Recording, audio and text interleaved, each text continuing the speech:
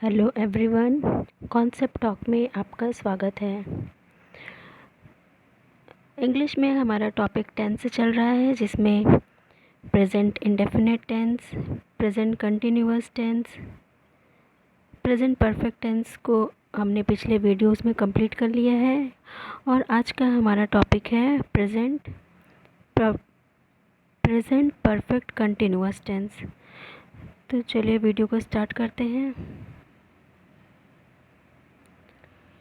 Present continuous tense, present perfect continuous tense क्या होता है। पहले तो हम जानेंगे कि प्रेजेंट परफेक्ट कंटिन्यूअस टेंस की पहचान कैसे करते हैं। तो जिन वाक्यों के अंत में रहा है, रही है, रहे हैं, रहा हूँ या रही है, इस तरह के शब्द आते हैं, वे सारे प्रेजेंट परफेक्ट कंटिन्यूअस के होते हैं। प्रेजेंट परफेक्ट कंटिन्यूअस टेंस से हमें यह पता चलता है कि कोई भी काम बीते हुए समय में किसी समय पर शुरू हुआ था और प्रेजेंट टाइम में भी जारी है। इसका मतलब यह है कि जैसे कोई काम है, वो हम पिछला शुरू किए हैं, किसी कुछ पहलों से शुरू किया है, वो काम के पास्ट से शुरू हुआ है, लेकिन अभी वह कंप्लीट नहीं हुआ है, वह काम अभी जारी है, तो उसे प्रेजेंट परफेक्ट कंटिन्यूअस टेंस कहेंगे। इसमें हम टाइम के अकॉर्डिंग फॉर और सिंस का यूज़ करते हैं।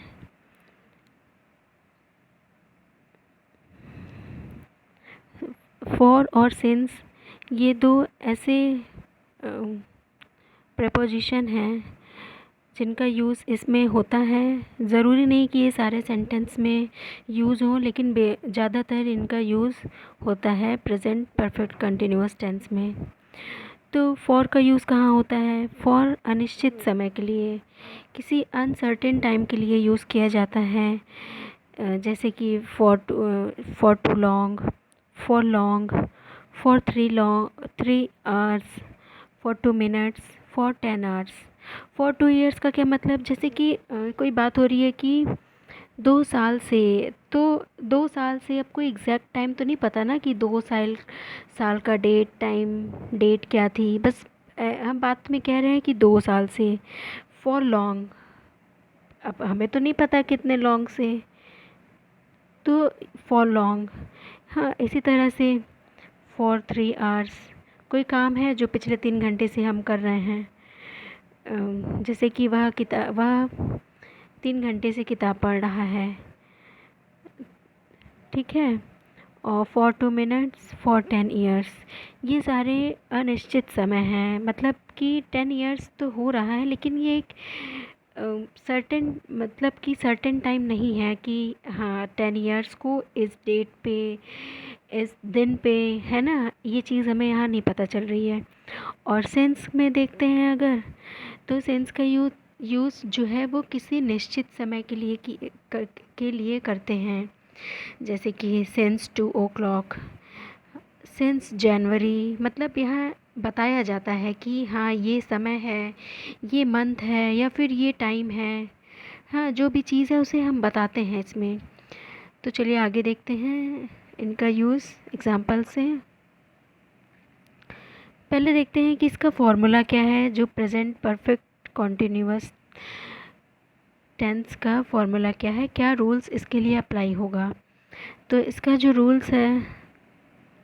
रूल है वो ये है कि पिछले भी मैंने आपको बताया है सभी में कि subject plus helping verb plus verb plus object, format वही रहेगा, बस टेंस के हिसाब से उसमें हेल्पिंग वर्ब में चेंज होता रहता है, जिससे ही हेल्पिंग वर्ब से ही तो पता चलेगा ना कि किस टेंस की बात हो रही है। तो यहाँ पे पहले है सब्जेक्ट, फिर हैज़ हैव क्या है? हेल्पिंग वर्ब है, और हैज़ हैव से ही पता चल रहा है कि यह परफेक्ट कंटिन्यूअस टेंस में है, और वर्ब के साथ इसमें आईएनजी लगता है। वर्ब की जो भी फर्स्ट फॉर्म होती है, या फिर वर्ब का जो एक नॉर्मल सा फॉर्म होता है, जैसे गो, गुड, इस तरह का, ईट, स्लीप, सॉ नहीं सी, इस तरह के जो भी हैं तो उसमें आईएनजी लग जाएगा। रीड का रीडिंग हो जाएगा, स्लीप का स्लीपिंग, बेथ का बेथिंग, इस तरह से, ठीक है। और ऑब्जेक्ट, उसके बाद ऑब्जेक्ट रहेगा।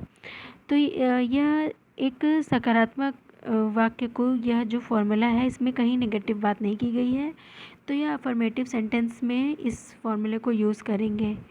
हाँ, और इसमें देखते हैं कि हैज़ के कहाँ यूज़ होगा और हैव कहाँ यूज़ होगा। तो हैज़ सिंगुलर सब्जेक्ट के साथ यूज़ होता है, जैसे ही, शी, इट, या फिर किसी का नाम हो गया, और या फिर कोई थर्ड पर्सन, जैसे कोई जगह, कोई प्लेस, कोई सामान, कुछ भी हो गया। इन सभी के साथ सिंगुलर, ये सभी सिंगुलर सब्जेक्ट हैं और इनके साथ हैज़ का प्रयोग करते हैं। और दूसरा हैव का प्रयोग कहाँ करते हैं? पहला तो आई के साथ, यू के साथ, और प्लूरल सब्जेक्ट जैसे दे, वी। यू को भी प्लूरल सब्जेक्ट ही माना गया है, ठीक है। तो इन सभी के साथ हैव का यूज़ करते हैं। इसको एग्जाम्पल से समझते हैं। I have been studying since morning. मैं सुबह से पढ़ रहा हूँ इसमें आ रहा है, और स्टडी इसमें क्या हो रहा है?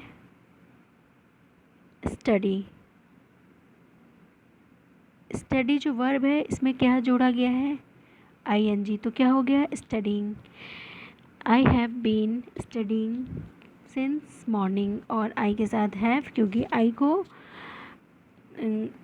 प्लूरल सब्जेक्ट, और आई के साथ क्योंकि हैव का यूज़ करते हैं, इसलिए I have been studying since morning. हाँ, आगे देखते हैं। इसमें दूसरा एग्जाम्पल क्या है? I have been writing an essay for an hour. मैं 1 घंटे से एस्से लिख रहा हूँ या लिख रही हूँ। राइट होता है, एक वर्ब है राइट, इसमें आईएनजी जोड़ दिया है तो राइटिंग हो गया है। तो आईएनजी जोड़ेंगे तो ये ई हट जाएगा, वो दूसरी चीज़ है। ये आपको दूसरे वीडियो में बताएंगे जब आपको वर्ब के बारे में वर्ब पढ़ाएंगे किसी वीडियो में। तो ठीक है, आपको बस ये याद ही करना पड़ेगा कि राइट, रिटेन, राइटिंग, ये फॉर्म्स होते हैं। मेन तो हम थ्री टाइप्स में ही वर्ब्स को बांटते हैं, लेकिन उसमें एक फॉर्म और होता है जिसे हम वर्ब का आईएनजी फॉर्म कहते हैं, जिसका यूज़ यहाँ प्रेजेंट परफेक्ट कंटिन्यूअस में हुआ है, ठीक है। तो ये आपको समझ में आ गया होगा। ये अफर्मेटिव सेंटेंस हैं, उनका क्या रूल है, और उसका मैंने एग्जांपल बता दिया। अब आगे देखते हैं कि नेगेटिव सेंटेंस। तो नेगेटिव सेंटेंस में कुछ नहीं करना है, रूल वही है, बस इसमें ये जो नॉट है ये आ जाएगा हैव और बीन के बीच में। तो इसका एग्जांपल क्या है? Rachna has not been singing a song for 10 minutes. Rachna 10 minute से गाना नहीं गा रही है। क्या नहीं कर रही है? वह गाना नहीं गा रही है। और रचना सिंगुलर सब्जेक्ट है, इसलिए उसके साथ हैज़ का यूज़ किया गया है। और नॉट कहाँ होगा? नॉट जो है वो हैव या हैज़, हैव और बीन के बीच में यूज़ होगा। नेगेटिव सेंटेंस अगर है तो नॉट, ऐसा नहीं कि हैज़ बीन नॉट, ऐसा भी लिख सकते हैं ना कि हैज़ बीन नॉट, बट ये रॉन्ग है, ओके। तो यहाँ पे होगा has not been. Rachna has not been singing a song for 10 minutes. For 10 minutes है ना, ठीक है, ये आपको समझ में आ गया। और आगे देखते हैं इसमें इंटेरोगेटिव सेंटेंस। इसमें भी कुछ नहीं करना है, जैसे ही पिछले में भी मैंने बताया है कि इंटेरोगेटिव में क्या होता है, जो भी हेल्पिंग वर्ब होता है, हैज़, हैव या क्वेश्चन वर्ड क्या होते हैं? व्हाट, वेयर, व्हेन, होम, विच, ये सभी क्वेश्चन वर्ड, इन्हें या फिर WH टाइप के, WH भी कहते हैं, WH वर्ड या क्वेश्चन वर्ड। हाँ, तो ये जो होता है क्वेश्चन वर्ड और हैज़, हैव, हेल्पिंग वर्ब, ये बस सब्जेक्ट के पहले आ जाता है, और सब्जेक्ट क्योंकि इम्पॉर्टेंट होता ही है तो उसे हम छोड़ नहीं सकते, इसलिए इसके बाद सेकंड नंबर पे हम सब्जेक्ट को ही रखते हैं, has have plus subject plus been और verb plus ING form, verb की आईएनजी फॉर्म प्लस ऑब्जेक्ट। तो इसका एक एग्जांपल पहला देखिए, इसका एग्जांपल देखिए, has he been reading a book since morning, क्या वह सुबह से किताब पढ़ रहा है।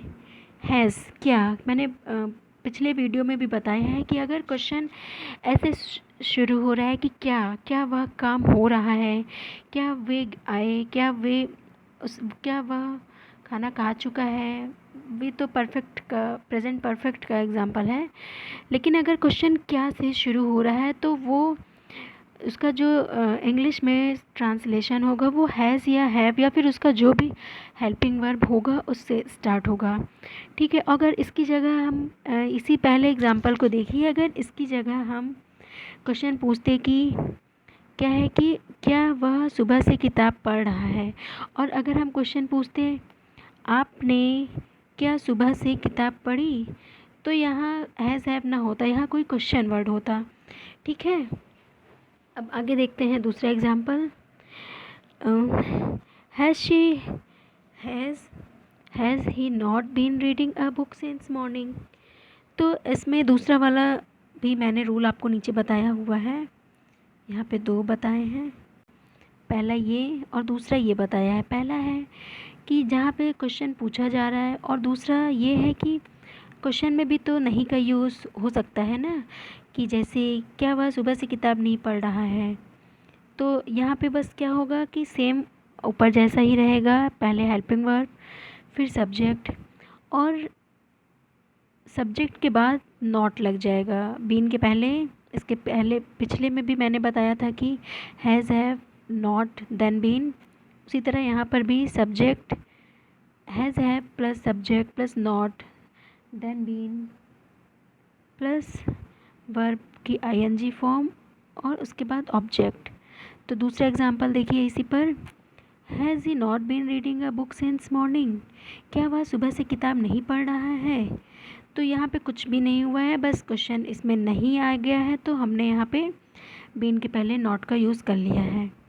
अब तीसरा एग्जांपल देखिए, have I not been teaching you for 2 hours, क्या मैं आपको 2 घंटे से नहीं पढ़ा रही हूँ।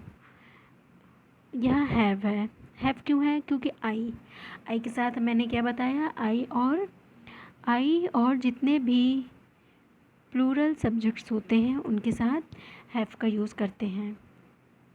तो आई क्या है, सब्जेक्ट है, और सब्जेक्ट के बाद नॉट लगेगा, तो have I not been teaching you for 2 hours। तो फ्रेंड्स यहाँ पे हमारा ये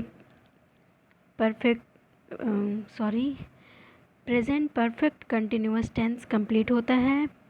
आई होप कि आपको अच्छे से समझ में आया होगा, और अगर आपको इसमें कोई प्रॉब्लम है तो आप कमेंट करिए, और आगे हम पढ़ेंगे अब पास्ट इंडेफिनिट के बारे में। तो वीडियो को लाइक करिए, कमेंट करिए और चैनल को सब्सक्राइब करिए। Thank you.